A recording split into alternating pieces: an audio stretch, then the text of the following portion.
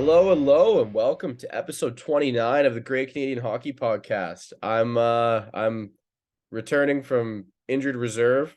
I've been on the IR for probably close to a week now. Cold came in the summer. Worst time to get sick in my opinion, but enough about me. Your fearless co-host here. Well, I guess not fearless if I was on IR, but how's my other co-host doing here? How's Aiden Sarah? We both kind of had crappy weeks, dude. Like I've had like a 3-day headache. It's not it's been a lot of painkillers to get me through days, and I was really hoping that a good night's sleep was gonna fix that. We're recording early Monday morning. You're probably listening to this on Tuesday.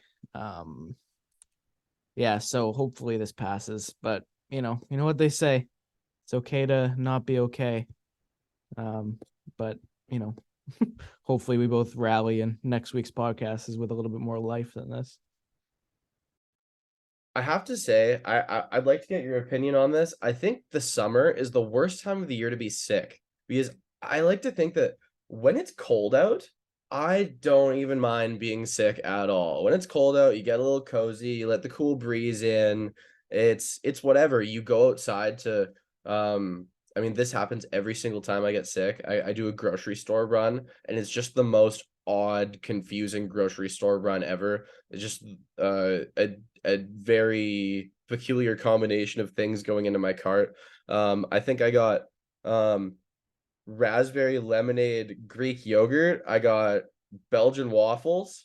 I got dumplings. I got I got pizza bagels and I got cucumbers and I got bananas. That was my I have a cold grocery shop. It had no rhyme or reason, no method to this madness. Luckily when I got home there was like whipped cream and syrup and I just put a bunch of frozen fruit on there and the Belgian waffles turned out awesome. So I had Belgian waffles covered in fruit for dinner like two of the four nights that I was feeling pretty sick. But yeah, it was that's a staple in there for me, but that I just have to say that staple's so much better when it's winter. I like being cold when I'm sick. It just feels more right. When you're sick and you're warm, ugh, it's not it. It's not there. You said nothing incorrect, and I would 100% agree with you if my job wasn't what it was. Because trying to call play by play for a game when you're sick is just a nightmare. It's not good for you. It's not good for anybody listening. It's kind of a train wreck. There was one time this year where I just showed up to the rink in the morning and I didn't have a voice and I tried to rally, but you can hear it. Like it is not very good. Um, Viewers are slowly dwindling as you're getting halfway through the game. well, at least the ones on like the audio, like the radio stream for sure. Right? But yeah, Uh, so I agree with you. I don't like being sick in the summer, especially because there's always more to do, right? Especially where we live. It rains a lot. It snows a lot in Red Deer. So in the summer, the outdoors aspect, it sucks to be sick and inside. But yeah, like I can't I can't not say that me working a game is the worst time to be sick because it is. Well, I know we have some hockey news to get into, but I kind of want to have a little bit of fun off the top for this one. Someone put a very fun question into the Spotify questions that we have. And we've both done a little bit of prep for this. I just finished mine on the fly here. Aiden, you want to run us through this one question before we get into hockey news here? Yeah, so this yes. So we have a pretty solid amount of questions to go through. So we're gonna do this one, and then we're gonna get to news, and then we're gonna finish the rest of the questions. So if you asked one that isn't this, we're gonna get to it. But this is the question: Aliens come down to Earth invading. Their condition is they will leave if you can beat them in a 7-game playoff series. So we have to make our best roster, 4 forward lines, 3 defense lines, and 2 goalies is the criteria. They must have played from 2000 onward. So current players and a couple retired players. Um, yeah, we both made this.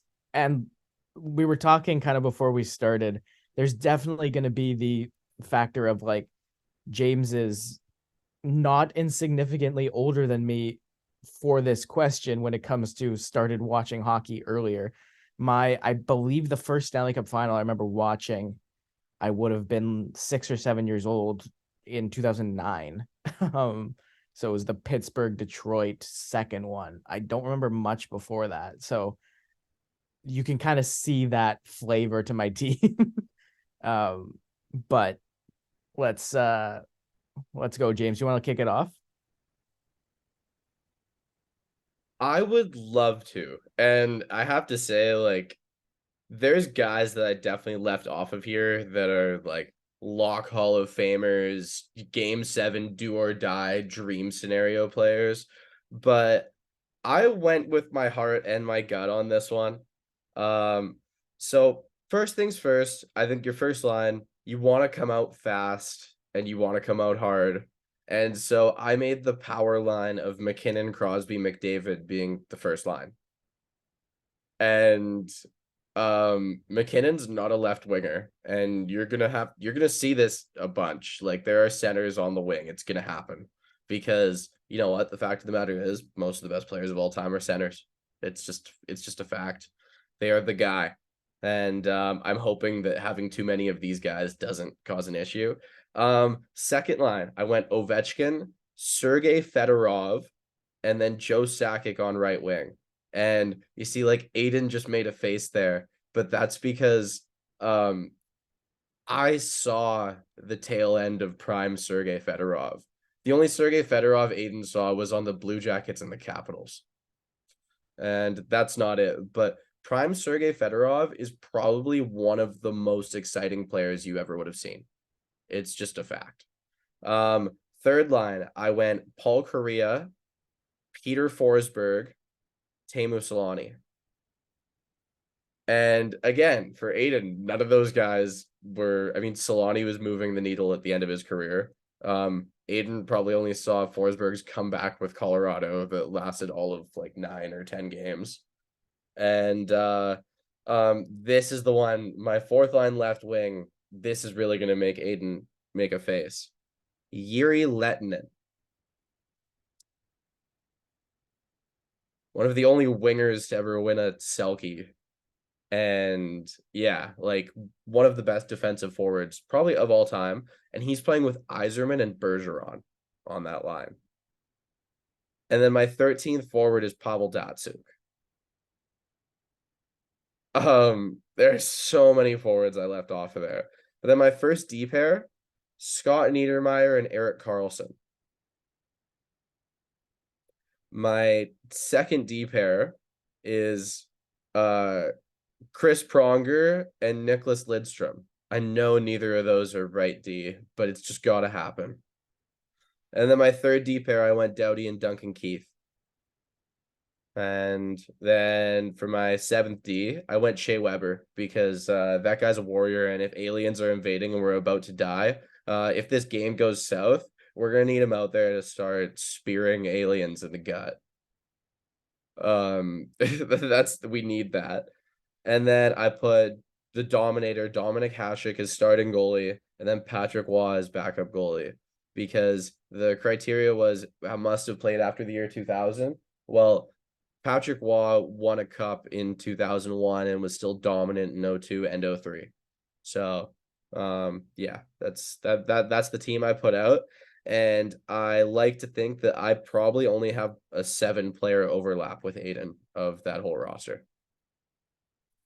That's not I don't think that's a bad guess. Yeah, no, that's a lot of guys I don't have. Um James is like James's thing where it's like, oh, they have to have played after 2000. I did kind of factor in what did they do after 2000 into that question. So for instance, I don't have Iserman. I do have Sakic because of that, because Sakic still was like 100-point player But post. didn't you not have Sakic until right before the episode? I didn't have a lot of these, dude. This has changed a lot for me. That right now I have 13 forwards, 7 defensemen, 2 goalies. So that's a total of 22 players. I probably had about 35 players' names written down in the last 2 hours that have just been shuffling around because I haven't really been able to decide. But okay, I'll go. First line, Alexander Ovechkin with Sidney Crosby and Jaromir Jagr. Then second line, I have Patrice Bergeron with Connor McDavid and Patrick Kane. Third line is Jerome Iginla with Pavel Datsyuk and Evgeny Malkin. And then the fourth line is Daniel Sedin with Henrik Sedin and Joe Sakic. And I have Teemu Selanne as my 13th forward. Selanne, Iginla, Kovalchuk, and Taves were four guys that rotated between the one spot in the 12 and the 13th forward. Sorry, could you repeat your first line? Ovechkin with Crosby and Jagr. Okay. Yeah, I don't know why I didn't have Yager, but I didn't. Yeah. And then my defense, I did have Nicholas Lidstrom. I did catch the prime of his twilight years. He was still a very good defenseman. I have him with Cale Makar on the first pairing. I then have Victor Hedman with Eric Carlson and Shea Weber with Drew Doughty. And Duncan Keith is my seventh defenseman. So we have I think we have the same bottom three in varied order. And then Carey Price and Martin Brodeur are my two goalies. Carey Price never won a cup. You're leaving it in his hands to save us from the aliens? Well, and again, just what I watched, the most dominant team I think I ever watched, especially defensively, was Canada's entry at the 2014 Olympics, which is why you see Weber, Doughty, and Price prominently stapled to that back end and in net, because that team conceded 3 goals, I think, in that tournament. One of them was to Latvia and one of them was to Norway. They shut out the States in the semifinals, Sweden in the gold medal game. They didn't let in more than 1 goal in a game, so I'm thinking if anybody's going to stop stop an onslaught, it's them. Yeah, that's why I put Weber in there, because I knew he was going to be able to spear aliens to the gut if necessary. So it makes sense. And Doughty too. And then Pronger, he's going to put them in a chokehold. So Yuri Lettinen is the best one. yeah. Yeah. Yep. He's yeah, I mean he's got the Selkies to prove that he was the defensive player. I had to have one pure role player on the team. And I thought Yeah, for fourth line yeah. center, this is ideal. Yeah, I had Taves, Bergeron, and Datsuk originally, and then I did end up dropping Taves, but I kept Bergeron and Datsuk. Not that they are in any way not offensive drivers, but they're also both guys that have, and you know, Patrice Bergeron could have the Selke Award renamed after him. Having seen Bergeron play on right wing, that was like the one that justified all of my centers being on the wing. I was like, well, at least this one makes sense. Well, we've seen it, right? Like I just referenced the 2014 Olympic team. There was a lot of guys that were playing center for their NHL teams that were playing the wing on that team, right? Like there's that has to happen when you're making compilation teams, all-star teams, Olympic teams, whatever. Well, that was fun. That was a nice little exercise. Shall we get into some hockey news here? Yeah, and like it's been a while, but there's still not a whole lot of stuff that's happened. Like Patrick Kane is still sitting on the market. Boston still doesn't know what they're doing. Patrice Bergeron has yet to officially retire, and they have yet to, make that trade for Mark Scheifele or Elias Lindholm or somebody similar. But we did get one answer, and the answer was to the question, where will Alex DeBrincat play next year? And it's the Detroit Red Wings. DeBrincat, who scored 27 goals and 66 points with the Sens last year, from Ottawa to Detroit in exchange for Dominic Kubalik, Donovan Sabrango, a first and a fourth. There is a condition on the first. It's just about what pick it ends up being, because Detroit has, I think, 2 picks in 2024 and then 1 in 2025. So it's just about where it finishes and which pick they choose to give Ottawa. You and I had a little bit of a differentiating opinion on this when we talked about it. My take is, listen, Ottawa's hands were about as tied as they could be. much like the Matthew Tkachuk situation last summer. You had a guy that wasn't going to play for you, and a guy that, because he was an RFA, yeah, he might not have a no trade clause, but he also has a good measure of control because you're not going to trade him to a team that he says he's not going to sign for. So Ottawa, I thought, kind of made the best out of a bad situation, especially when you consider they're trying to compete. They want to make the playoffs, and Dominic Kubalik is a really good middle six guy to do that. He at one point scored 30 goals with the Chicago Blackhawks last year. Solid season, 20 goals, 45 points with Detroit. He's a guy that can fill in on your second power play unit. If he plays with the right players, he could fill the net. Donovan Sobrango is, yeah, maybe a C+ prospect, but he could still be something. And a first and a fourth. These next 3 drafts, get as many first rounders as you can. You want those lottery tickets for Celebrini and then Misa and then McKenna, because you got 3 studs at the top. So I don't hate just loading up on first rounders just to cross your fingers with them.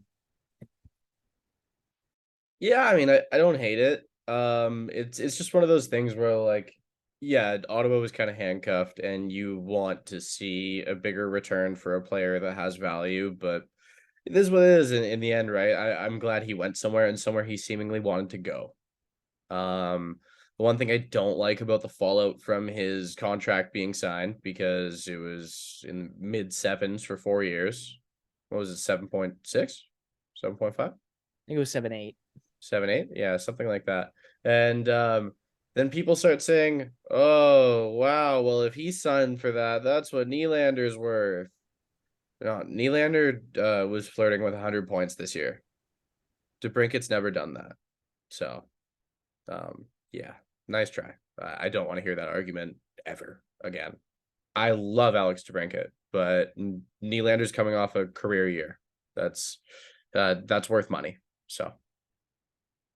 Yeah, no, for me, William Nylander's more valuable than Alex DeBrincat. And you know, if you look at purely the statistics, I can kind of see why you're maybe coming to that conclusion. DeBrincat had a couple 40-goal seasons. Nylander just had his first 40-goal season, 87 points. Nylander had, that's more than any point total DeBrincat's had. But the difference to me, really, between these two players is Alex DeBrincat's success is contingent on the situation he's in. It's contingent on the line he plays on. It's contingent on how good the team is. William Nylander, to me, can be a line driver. He can be the reason that your second line dominates and scores. He can be the playmaker. He can be the finisher. He can be anything. Whereas Alex DeBrincat, if you don't have somebody giving him the puck in the right spot, he's not producing and that line is not succeeding. So you're right. And you brought him up, so let's go straight to it, because one of the questions. So yeah, we already answered one of the submitted questions. We're about to answer the second one here as we're going. It's what happens with William Nylander.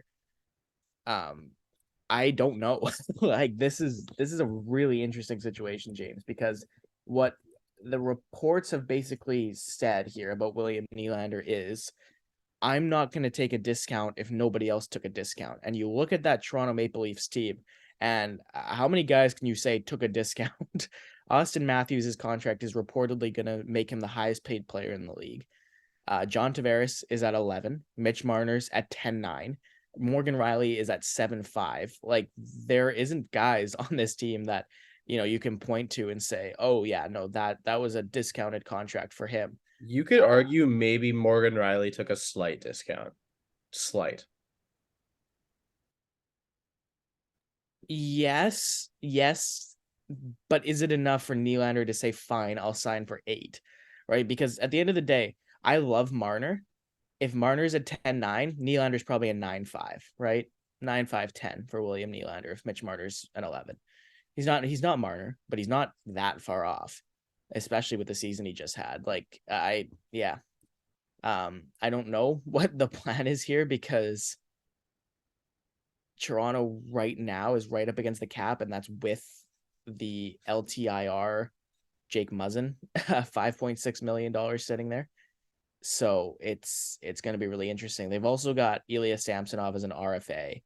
I know they would want to bring him back. He was probably the best of the 3 goalies that they played this year. Joseph Wall might be ready to be the backup. But if you're going Matt Murray, Joseph Wall, James, I'm not confident in that. I don't think I should be confident in that. Yeah, definitely. I wholeheartedly agree with you there. I think for Toronto, it's a minefield they're navigating, and as you said, you don't know what's going to happen. I was asked by one of my friends, like seriously, you don't think you know what's going to happen? What if on your pod that topic comes up? Would you not say your opinion? Yeah, my opinion is I don't know. I don't know. I'm genuinely curious to see what the hell happens with this team. What's going to happen with these forwards? I don't see a world where they don't try and re-sign all of them as their time comes up. Whether it's Nylander and Matthews having the 1 year left right now, whether it's next summer with Marner. I don't see a world where they don't try to re-sign every single one of them. So we'll move on to another free agent here. K'Andre Miller signs a 2-year contract paying him $3.8 million annually. James, to me, honestly, I thought this guy should, like, at this point in his career, 23 years old, with the 3 seasons he's just put together, I not only thought he deserved, but I expected 8x8. I don't know if that's in the range of what you were thinking for him.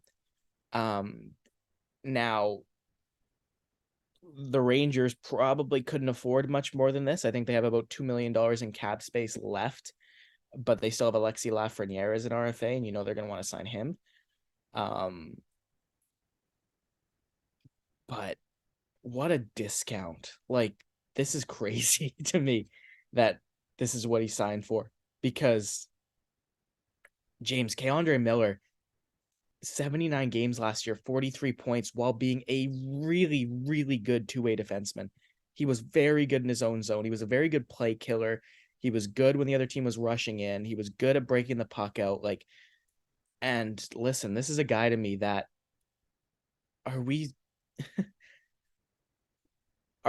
this proves to me that I don't know if we're ever going to see another offer sheet in the NHL, like, ever again, because like, in what world would 31 other teams not be chomping at the bits to get K'Andre Miller for significantly more money than this? And there's always the factor of, yeah, maybe there's a maybe there's a promise, right? Maybe there's a reassurance to Miller's camp that the max term deal is coming after this one expires. But James, like, that's the lasting impression I've left with, is offer sheets are done. If it didn't happen here, it's not going to happen. I partly agree with you, partly don't, because yes, K'Andre Miller is all of those things. Yes, he should have been offer sheeted. No, I don't think offer sheets are done. I think they will continue being a full-on rarity, like one every few years. It's really hard this year with this cap. Like, most teams that want to keep making moves are just kind of stuck. And yeah, they can get creative, but a lot of those teams that were willing to take on salary and just let it happen like that, they're either not willing or there's a higher price in terms of assets you have to pay just to take on just some massive whopper of a contract. It's not as easy to do anymore. In previous years, it would be like, okay, Arizona is willing to take these 3 stupid contracts this summer, and then we'll tap out. But they don't really seem to want to do that as much anymore. So that leaves who else? Like you go back, Toronto paid a first-round pick for Carolina to take Patrick Marleau and buy him out. It's like there's a price to pay for these things. And a lot of the time, moving these things out and paying that price is the only way you're going to be able to go have the salary to pay a K'Andre Miller. So, and also it's a fact that next summer's free agent class is absolutely stacked, and teams want some cap space for next summer. That's the thing. So,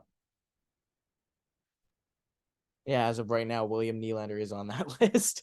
Yeah, so it's it'll be interesting to see what Lafreniere signs for if he stays with the Rangers. There's been rumors swirling around him for a long time.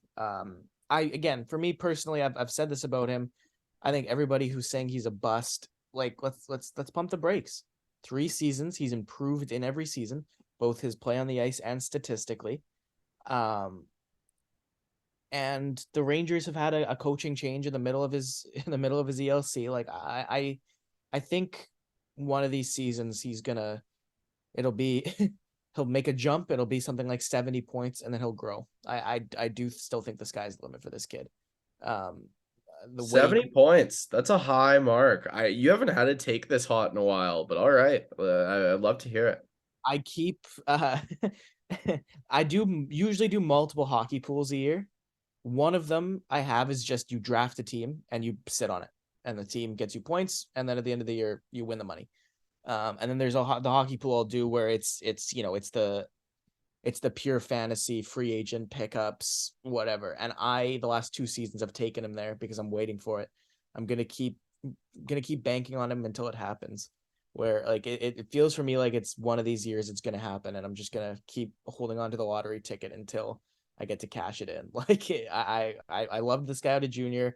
Every time I watch him play, you can see the talent, you can see the ability, you can see the potential with every pass he makes, with every stride he takes, and it's coming. Okay, you brought up fantasy. I have to bring up the blockbuster that I made in my keeper pool.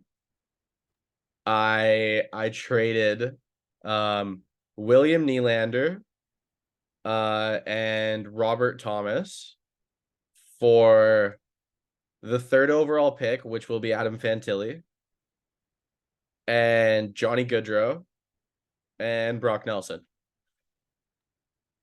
And what's that? I don't hate it. No, no. I, I really like the idea of having Fantilli and Goudreau because those Yeah. guys are going to feed off each other too. Yeah. That's the game plan. We'll see how well it works. Yeah, it was there was a couple days of discussion with my buddy Joe, and yeah, we got there. I mean, we have 12 keepers each, and in the past 4 years I've traded away Jason Robertson, Kirill Kaprizov, Brady Tkachuk, Matthew Tkachuk. It's all like I was the top dog for a bit. Yeah, I was either that or fighting for it. I won twice in the first 3 years of the pool. And you know what? Since then it's been tough. I placed 4th this year. That was my lowest finish. It's not pretty. It stinks down here. But yeah, I don't know. But this is part of my retool. So I like it. And hey, you're retooling. You're getting the 18-year-old kid that who knows what he's going to be. I think a few years and he's flirting with point per game for sure, if not earlier than that. Like, and if I not certainly more. hope so. Otherwise, this was just a waste. But Well, and man, Fantilli, Laine, and Goudreau is disgusting. That is the biggest putting that kid in the position to succeed as it could be.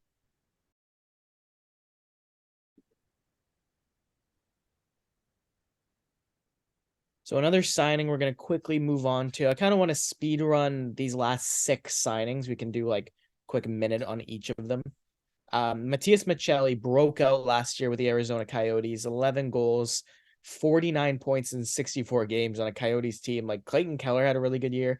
Nick Schmaltz had another Nick Schmaltz season. Like this Arizona team, honestly, like more guys had solid seasons than you'd expect with how like bad they were.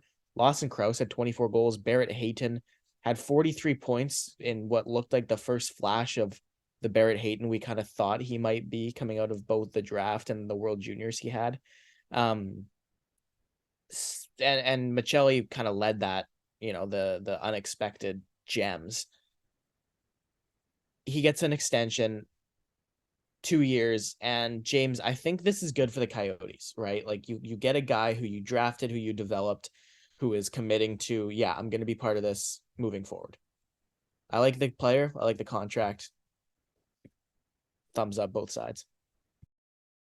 yeah, and honestly, I think their power play is pretty sick next year with like, I mean, either Maccelli or Gunther, and then you got like Keller, Sean Durzee's gonna hop in there and QB that power play, like Lawson Krause in front of the net. It's looking pretty fun. Do we know what Logan Cooley's doing next year yet? Is he back Not to? playing. He's back to the NCAA? Back to the NCAA. He's not getting in that mess. There's no way. He can already play in NCAA ranks if he wants to. Yeah, no kidding. Um, Denis Guryanov has signed with the Nashville Predators, 850,000. James, this is a guy for me that I thought we were going to see score multiple 30-goal seasons by now. It was that 2020 bubble playoffs where he was sick um, after a 20-goal and 64-game season. And it just hasn't happened for him since. He had a really tough start to last year, 2 goals in 43 games with Nashville. A little bit better after the trade to Montreal, 5 goals and 8 points in 23 games and what was a bottom 6 role. But this is a guy that can play on your power play as a wicked one-timer and has some potentials. For the Nashville Predators, as much as I've kind of raised an eyebrow at a lot of their off-season moves, I think this makes a lot of sense. Yeah, I think it was wicked smart. Yeah. Yeah, no, I think it was a really solid move. Nashville, according to Ryan O'Reilly's most recent comments, the players at least have no intentions of taking a step back. They already didn't make playoffs, but last year, so I don't know. Like these guys want to fight, and if Guryanov wants to make a push, he's gonna have some competition. Considering what Tommy Novak and Luke Evangelista and Phil Tomasino, what these guys did at the end of the season for Nashville production wise and elevating to a bigger role. He's gonna have some competition in that top 6. Nobody's just gonna let him in. I mean, they have Philip Forsberg, they have Ryan O'Reilly now. Like they don't have a lot of room up there for someone who's just gonna be a passenger. So if he wants to succeed there, he's gonna have to push. It's gonna have to be maximum effort there. But I wish the best for him because, like you said, it seemed like he had arrived in that playoffs. I remember the price of his rookie cards spiked. I remember he was a threat, seeming dangerous, and every time he was on the ice. And Colorado played against Dallas and lost against them, so I remember that firsthand. It sucked. Yeah, he was a very, very dangerous player, and it's one of those things where it just didn't work out. And yeah, I mean you wonder if I don't know. You wonder if he's just one of those guys who just had a good playoff run because those guys do exist. You can go talk to Oilers fans in the mid 2000s about Fernando Pisani. He scored, and the announcers said that he scored. And I will have Fernando Pisani scores. I will have that ingrained in my brain my entire life. Why my brain deems that extremely useful information, I don't know, but it does. And Dennis it will Guryanov, also remember Guryanov being dangerous. So he scored the goal, that overtime goal that sent Dallas to the Stanley Cup final that year, past Robin Leonard. Edmonton. Oh, Guryanov. Yeah, yeah. Guryanov, yeah, We're yeah. not talking about Pisani anymore. Never mind. I will leave my ramblings. We talked about the New Hook trade on the last episode. He re-ups with Montreal. So 4 years, 2.9. I think that's great for the Montreal Canadiens. Like for me, if you're New Hook, there's a chance at the end of this contract, this is a slam dunk steal. I'm really high on this guy. Watching him play his first year at Boston College, James, this guy was sick. He showed a lot of offensive potential. 2 years in Colorado, 2 seasons, averaging 13, 14 goals, 32 points, 31 points on average between the two. Full 82 game season last year, 30 points. I don't know if it was going to happen in Colorado. He was always I going to don't be think it behind. was. Yeah. So the trade made sense, but for the Montreal Canadiens, you have this center depth down the middle all of a sudden of you've got Kirby Doc, you've got Nick Suzuki, you re-signed Sean Monahan, now you got Alex Newhook. It's looking good for the Habs. And we're gonna So do is Newhook 3C? Is that his role forever? I think he's gonna be the second line center by the end of the season. I think Hmm. Kirby Doc flips, plays The the wing. wing with Suzuki and Caulfield. Yeah. And you've got like Slavkovsky with Newhook on the second line. I'm sorry, what is Slavkovsky? What Nobody is even talks about him anymore. I think he's gonna play next year if I that's hope so. Juraj Slafkovsky. Yeah, I mean, he's a good player. Like he slow start, but it was a slow start adjusting to the North American game. I no, this guy to me, in his, I think his ceiling is 30 goal guy consistently, top six forward. Okay. Uh, I'm not ready to write this guy off. Like So are we just gonna say like 10 years down the line that that draft sucked? 2022, well, we'll see because I love David Juracek. I've Yeah. talked about him on this podcast. Logan Cooley looks like a good player. Shane Wright, to me, still sky's the limit. He could be a bottom six center. He could be a first line center. I don't know yet. I definitely think this season it's too early and it'd be too harsh to write him off after this year. Simo Nemec, I think, is going to be a very effective top four defenseman, if not a number one or number two on that top pair of New Jersey with Luke Hughes. Luke Hughes and Simo Nemec is a disgusting top pair for New Jersey to have Yeah, forever. Dougie Hamilton still exists. Yeah, no kidding. And you go down that draft, there's still guys that I'm looking at and I'm thinking you're still going to be a player. Kevin, I know you're a big Kevin Korchinski fan. Yeah. Marco Casper to me is still going to be a very effective. I think he's going to be a second line center in Detroit. I don't think he's ever going to be a Oh, I one. traded for Kevin Korchinski in my most recent franchise mode on his pending UFA year. So like 8 years in. And then he refused to sign a contract with me and absolutely shriveled me and then went and got paid in free agency. Yeah. I just bought NHL 23. You should be proud of me. Nice. Finally. Nice. Yeah. Yeah, well, you enjoy your franchise modes. You get deep in there. Oh, I finally won the cup. I finally did with my Philly team. With Macklin Celebrini as my top line center, Zach Benson, second line wing, Nico Hischier solidifying my center depth, and a defense consisting of Luke Hughes and I had a veteran Jacob Chikrin on my deep core. Carter Hart finally had the season, the one that we wanted, the playoff run that I wanted. But what it all boiled down to was a perennially underperforming Cutter Gauthier is traded to Colorado for a 30 whatever, like 36-year-old Nathan McKinnon. And that was the glue that brought it all together. That was the wonderful little masterpiece that made everything work. So when you're playing franchise mode, is it pure sim? You don't play anything? I play probably like between 2 and 5 games a year. Okay. Yeah, What I'll because usually it's a do, test of my abilities as a general manager, not my abilities playing a computer. yeah, I will usually go just because this is the way I enjoy it. I don't enjoy playing regular season games. So I'll sim the whole regular season. If I miss the playoffs, so be it. See, I detest this. And I just rip the playoffs. I like playing the playoffs.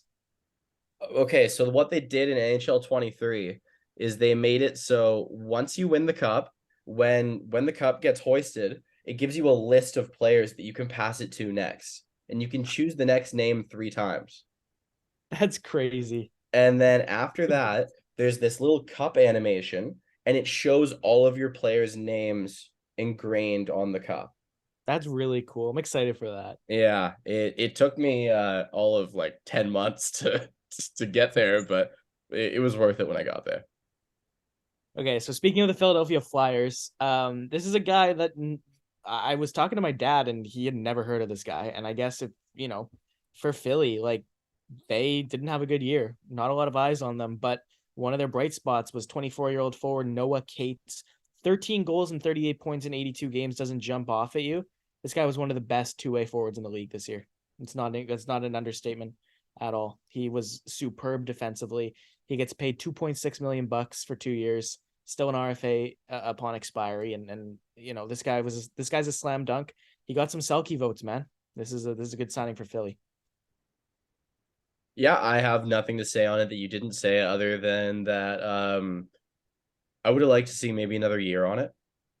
I think as this rebuild is moving along, as the rebuild train choo-choos away, I think you want guys with like 3 and 4 year term so they can be around at the end of it.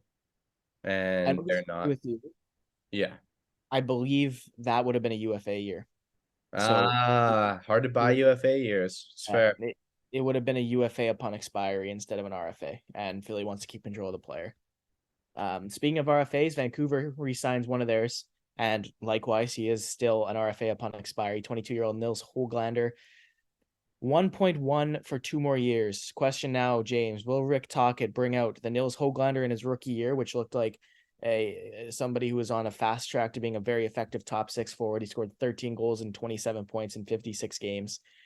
Declined the second year and fell off this third year. Ended up in the Abbotsford system, the AHL. 45 games, 14 goals, 32 points in the A after only 3 goals and 9 points in 25 NHL games.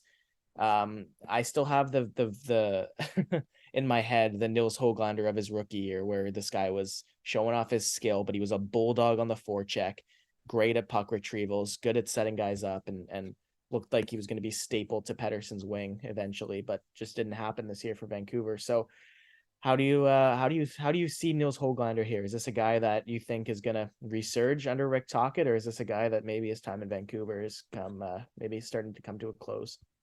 I'd rather see him get a fresh start. I know he hasn't had a lot of time in BC here, but this couple years hasn't inspired a lot of confidence for me. Yes, the Canucks era that Hoaglander's been a part of this organization for has been a little bit tumultuous, to say the least. But I don't have a lot of hope for him in Vancouver. I'd like to see him go somewhere else. I could open the can of worms and say I don't have a lot of hope for Podkolzin either, a guy I was extremely high on in Vancouver. I've been to a fair amount of Canucks games in the past 2 seasons, and when I've seen these two, I haven't seen much inspiration there. Yeah, no, I got it. Like, But I see it in Beauvillier. I like that winger there. Beauvillier is cool.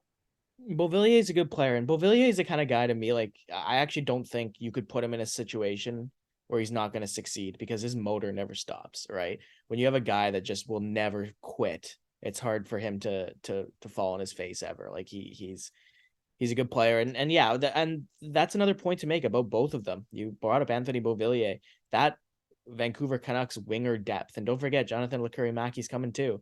Like it's kind of a log jam. You've got Garland, you've got Besser, you've got Beauvillier. There Kuzmenko. There's a lot of guys there that are taking up maybe not a lot of spots. We'll see what ends up happening. Last signing, Anze Kopitar. He had this year under contract at $10 million, 2 more at 7 after that for the 35-year-old who had a good season this year. This was his best season in terms of pure point production since 2017-18, 74 points in 82 games. And all of a sudden now, James, you've got Kopitar, you've got Philippe Deneau, and you've got Pierre-Luc Dubois. How good does LA look down the middle? Very. In a word. Yeah. I think this answers the question that in no time as a member of the LA Kings will Quinton Byfield be a center. He's a winger now. I'm sorry. He either gets to be a winger or he's gonna go somewhere else. That's how that's gonna work. I think it's fresh start time for Byfield too. I like that idea a lot, but Kings management has been pretty bullish on moving him at all. So this is a guy coming out of junior, man, that looked like he was the second coming of Evgeny Malkin. Like and it just hasn't worked. It hasn't happened. Like it hasn't been. okay, wait. Let's pump the brakes here. Second coming of Evgeny Malkin. When he was playing in the OHL, the way he dominated those guys, the way he used his body to just absolutely, it was the angry Gino like personification, where he would get the puck for Sudbury and something was happening. You couldn't stop him with a train. And it's and you forget about that, right? Like I've had conversations with a lot of people recently about that 2020 draft and people calling it like a bad draft, and I'm like, you have no idea the regard that Alexis Lafreniere and Quinton Byfield were held in that year. Those guys were supposed to be studs in the league down the line. And really, if you look at that 2020 draft, if you look at that top 10, Tim Stützle has hit his potential. Lucas Raymond looked like he did during his rookie year, and then he kind of fell off a little bit. Jake Sanderson looks like a very serviceable player. Drysdale's fought injuries. Alexander Holtz hasn't really hit. Still waiting on Jack Quinn. Marco Rossi really, really looks like he's going to be the prime example of a player who COVID just took a bite out of his development. We don't know if he's going to get back on track. And Cole Perfetti had a great rookie year, but we still don't know about him yet. So it's too early to tell with some of these guys, but Byfield and Lafreniere that year both looked like menaces. They both looked like they were going to torch the league, Calder finalists out of their draft year, but it hasn't worked out yet. Yeah, and I think with a lot of these guys, they lost time to COVID. It's the same as the 21 draft is going to see a lot of these guys too. It's you wonder how much of this generation of rookies coming into the league is going to be hit. And I think when we go 10 years down the line, we're really going to be able to look at a chunk of guys who what could have been, you know. I hope it's not that way. I really do. I want all these guys to have successful careers and get paid. But the fact of the matter is, even in normal years, there's going to be guys like that. So I think we're definitely seeing the effects of it. It's just it's tough. Like crucial developmental years, not getting the competition and ice time that you need. I want to see them all work out. I do. So let's fingers crossed, hope for the best. So speaking of drafts, I just wanted to speed run through some of my personal best and worst picks of this first round. First of all, I just wanted to completely brag. Just, all year I had Noah Danielson higher than anybody else did. All year I was arguing with people about where this guy should go. All year I was this guy's biggest fan, and I was told by Nate Danielson, you said Noah. Noah's his brother, and Yeah. he plays in my league, so that's why I called Noah Nate during games that I'm calling of him. So I'm getting these guys mixed up consistently. But no, Nate Danielson to me, he's been all year. From the first time I saw him, I had him as at the very least top 15 pick, and I kept pushing him into my top 10. And I kept getting told that this guy was a late first rounder, that this guy's ceiling wasn't high enough. And then Steve Eiserman goes and reaffirms everything I've been saying about him all year by picking him ninth overall. I love the pick. It's not as one of my best picks because it's the way I'm doing this is kind of the steals or the value at these spots. And I'll just run through. James, if you want to word on any of these, just stop me. Adam Fantilli, 3 to Columbus. This is a guy that all year was number 2. And I don't think Anaheim made the right choice with Leo Carlsson at 2nd overall, because to me, he might have a higher floor, but Fantilli's ceiling is so much higher to me when I look at this guy, and I think, what are you going to be? I look at Fantilli and I see a first line center, a guy that could very, very much be at the top of NHL scoring charts. Obviously, the next one, and this was a complicated pick, but Philadelphia taking Matvei Michkov 7th overall. This is a guy that his ceiling is as high as anybody's in this draft. And, there was some reports that he intentionally interviewed well with some teams and not others. So maybe it's hard to criticize, for instance, Montreal and Arizona for not taking him at 5-6. But Philly gets their guy. Zach Benson at 13 to Buffalo. Hold on. My honest belief is that he straight up told Arizona it's not happening. I believe you. He probably went into that interview and he said, "You're wasting your time. It's not happening." Yeah, I'm not playing for you. Yeah, and that's possible, especially with what we heard about the kid. Zach Benson at 13 to the Buffalo Sabres. Listen, to me, Buffalo maybe maybe they didn't need another, dynamic winger, but as soon as Benson didn't go like top 8, I think he should have been everybody's pick. Like, this is a guy, he is one of the smartest players in this draft. He's one of the best two-way forwards in this draft. He is one of the best passers. He's one of the most skilled. Like, he should not have dropped this far. And Buffalo made the right choice. They didn't do what some other teams very stupidly did and just pick for position or pick for size or pick for whatever. And they just picked the best player. And I respect that. And it'll work out for them, hopefully. The knock on him is he doesn't have that extra step, right? It's like it's not he doesn't have that explosive first step. Yes. Yeah. Okay, Um, that's it. That's it, right? Isn't that all? that is the only knock on him is that. And again, he's not big. He's 5'9" generously. Oh, So really? yeah, I thought he was a little taller than that. Huh. no. But I watch this guy play and I see Braden Point. I think we talked about it when I went to watch him for Winnipeg when he was in Red Deer. Next up is a guy that I really wanted the Canucks to take at 11 from the start of the draft. I had him at 11 to Vancouver in our mock draft. Oliver Moore.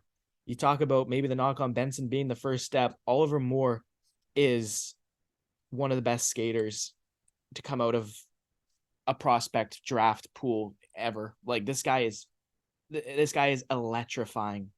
And for the Chicago Blackhawks, James, to get Connor Bedard at 1 and Oliver Moore at 19, Bedard is right away.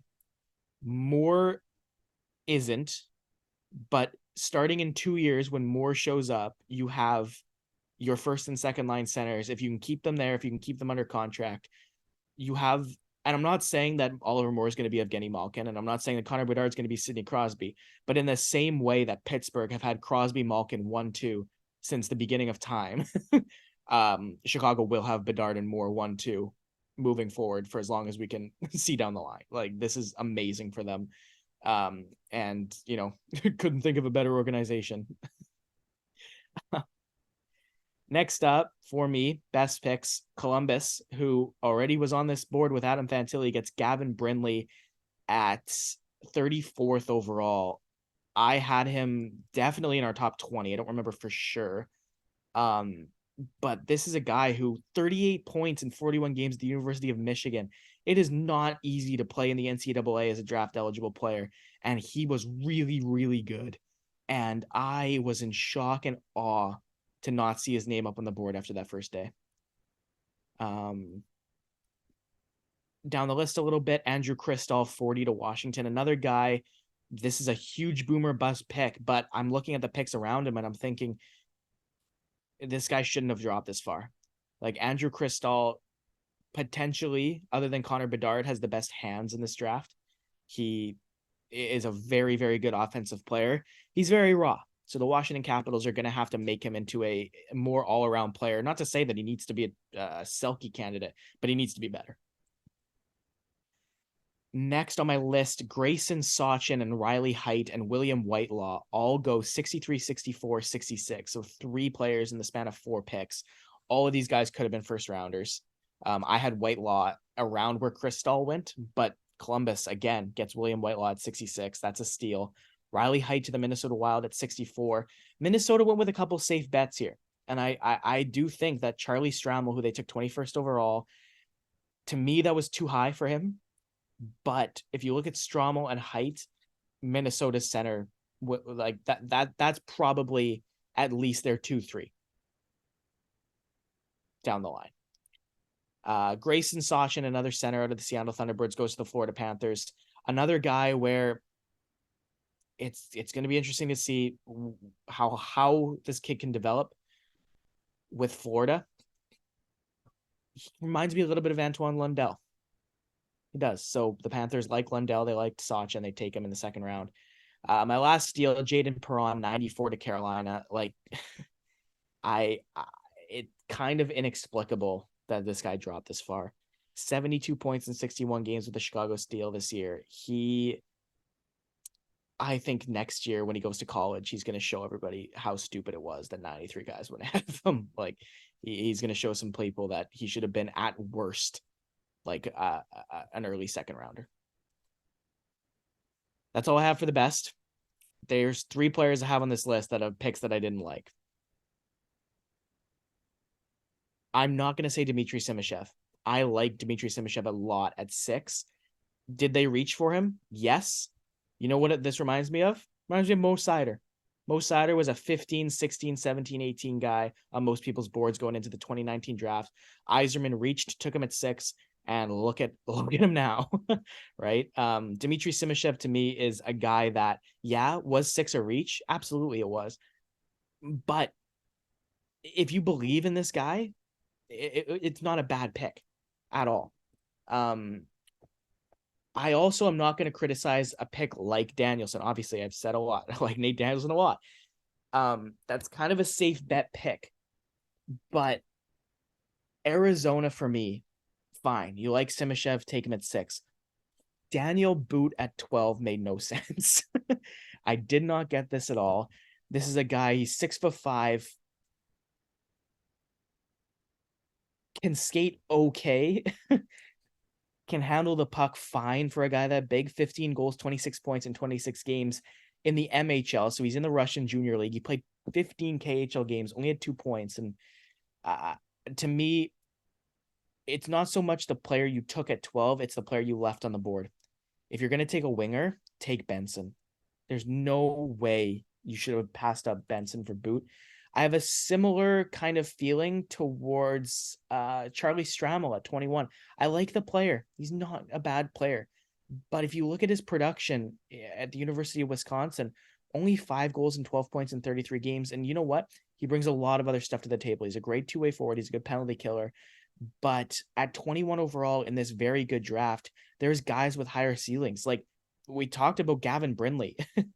Gavin Brindley to me would have been a better pick at 21. He has way more offensive upside. He can play center as well.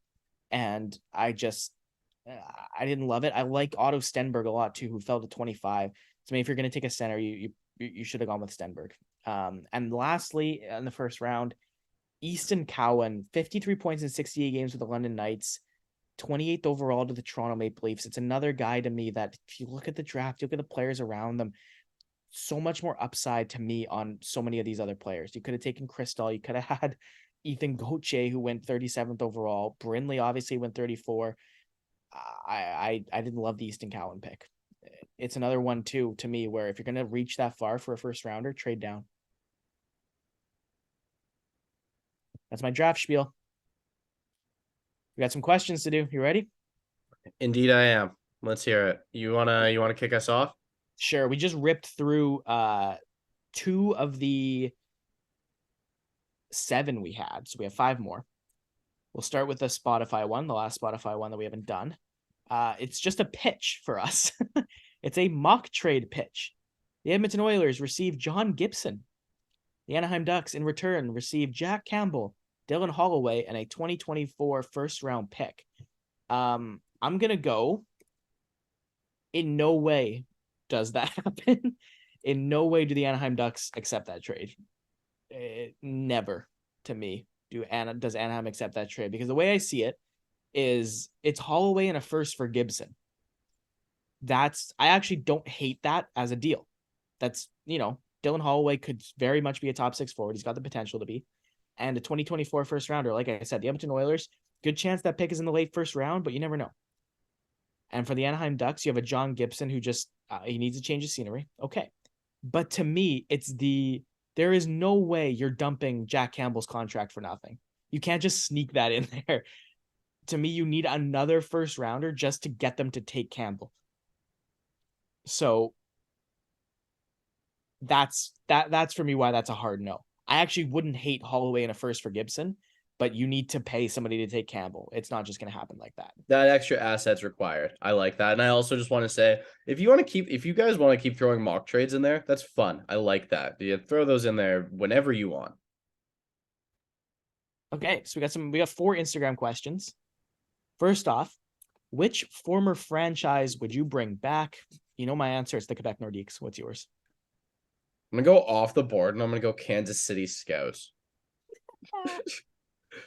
Patrick Mahomes had that one tweet saying Kansas City Coyotes sounds pretty good to me. Yeah.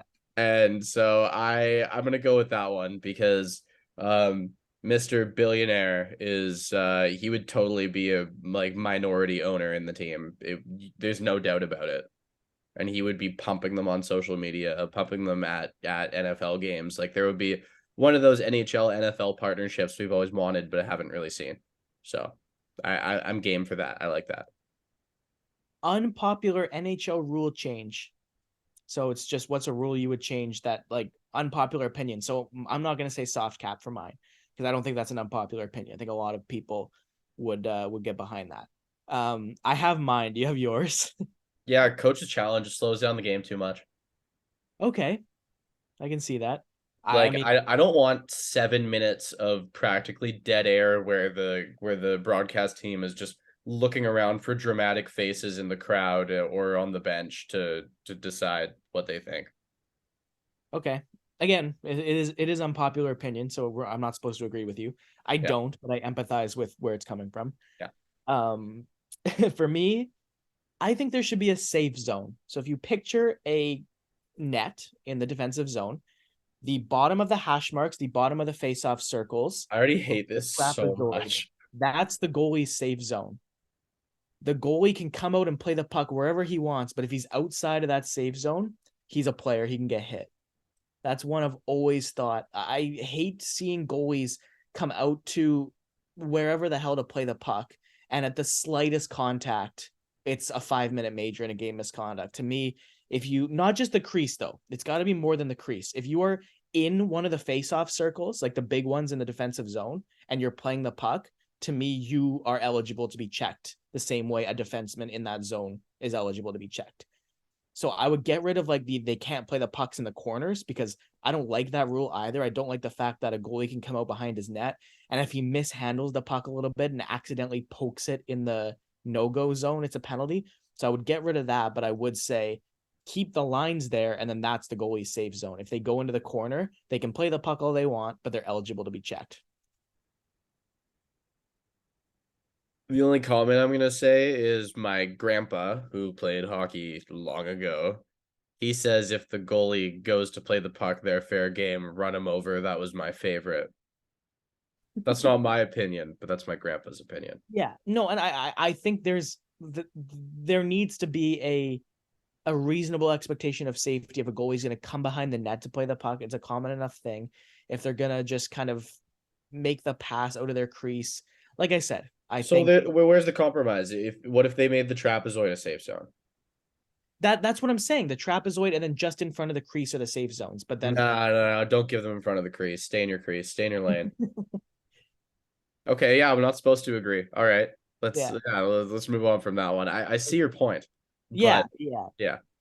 yeah, David Reinbacher or Juraj Slykovsky, who will have the better career? I was reading this one. I have thoughts on it. Go. So much more runway for Reinbacher looking at Montreal's prospect system. They got a lot of guys up front. A lot of guys are going to do very good. And there's going to be competition for ice time, power play time, PK time.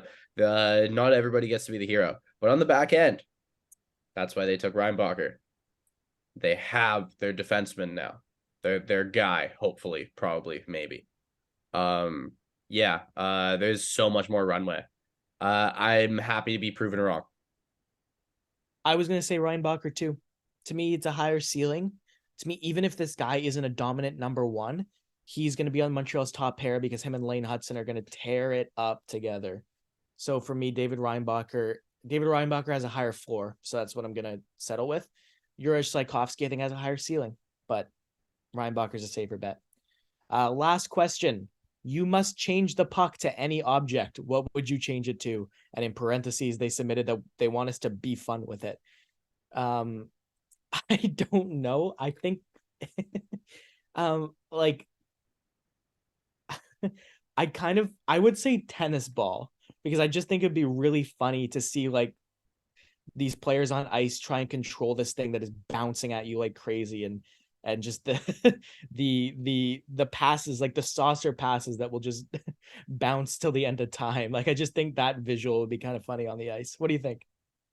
I'm just gonna go really stupid with this one because the first thing that popped in my mind was one of the most unintelligent things I've ever thought. You, you know, badminton, obviously. Give me an ice birdie. I want to see a frozen shuttlecock. I want to see so basically it's vulcanized rubber at the front and then there's the net behind it to make it flying aerodynamic. They wanted us to have fun with it. They wanted us to have fun with it. Yeah, give me the vulcanized ice birdie.